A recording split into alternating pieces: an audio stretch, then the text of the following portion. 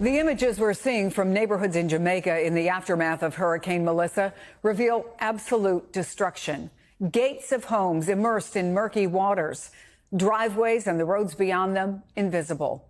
Joining me now is Lisa Hanna, a Jamaican resident and former Jamaican politician stuck in Florida right now, waiting for word on when she can return home. Lisa, it's good to have you here. I know you've been talking to folks on the ground in Jamaica. What are you hearing? What are they telling you? And can you reach everybody you want to hear from? Well, first of all, thank you for having me on the program. Yes, my flights were canceled on Sunday morning, and a number of us as Jamaicans are stuck in the United States. What we're hearing on the ground, for those of us who can get in touch with family members, is the devastation is almost apocalyptic. So the south of the island and the western sides of the island, you know, if you're familiar with Jamaica, places like St. Anne, Trelawney, St. James, Montego Bay, Hanover, and certainly in St. Elizabeth, those are areas that tourists would frequent. Those were the areas where the eye passed over and were hit hardest. Certainly the eastern side of the island, places like Kingston, where about 1 million Jamaicans live, and places like St. Mary and St. Thomas and parts of St. Catherine were not as badly damaged. But certainly we've seen hurricanes before as Jamaicans and tropical storms. We've never seen anything like this. Certainly roofs are completely gone. Roadways are completely gone. People are now getting out there. But the community spirit in Jamaica is very, very high. We're resilient. We're courageous people.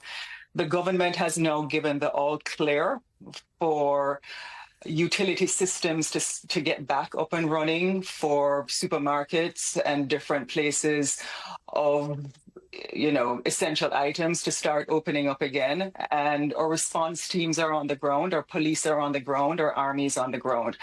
So the relief efforts have started, and in Jamaica we have pretty advanced legislation. So what you will see now is almost a parallel activity. You'll see people being rescued in places where there are landslides, especially in rural areas. You will see food items being taken to people, you know, being given medication, etc. And in tandem with that, you'll see the utility companies starting to assess where they can turn electricity back on, and you'll see roads being cleared.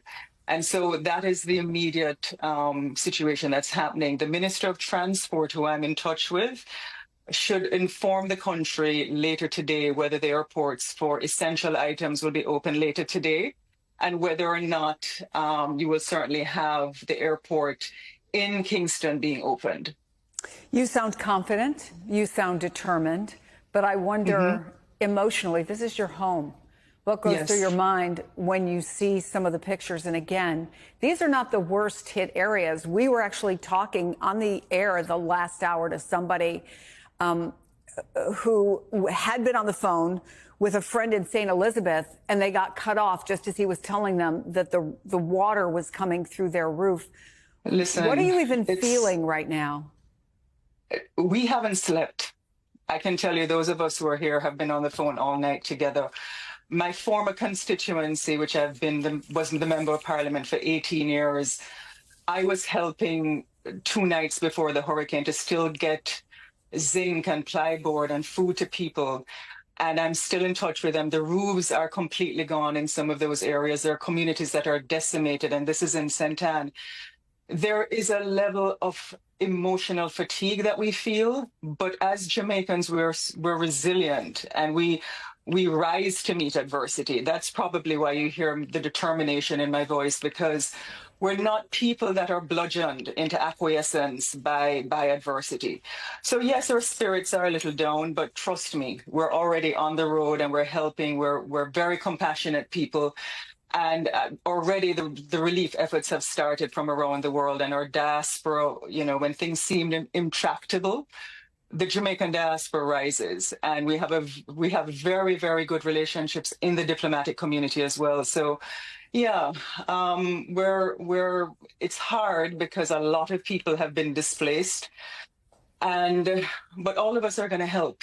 It doesn't matter if we were not displaced. We're going to help those that are, and so hopefully by tomorrow I'll get home and I'll be right on the ground with everybody else trying to help this recovery effort.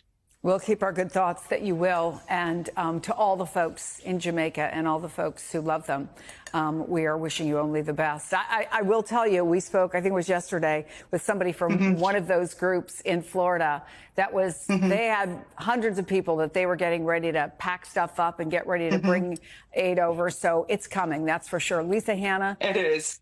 Lovely to meet you over Nice television. meeting you. Thank you.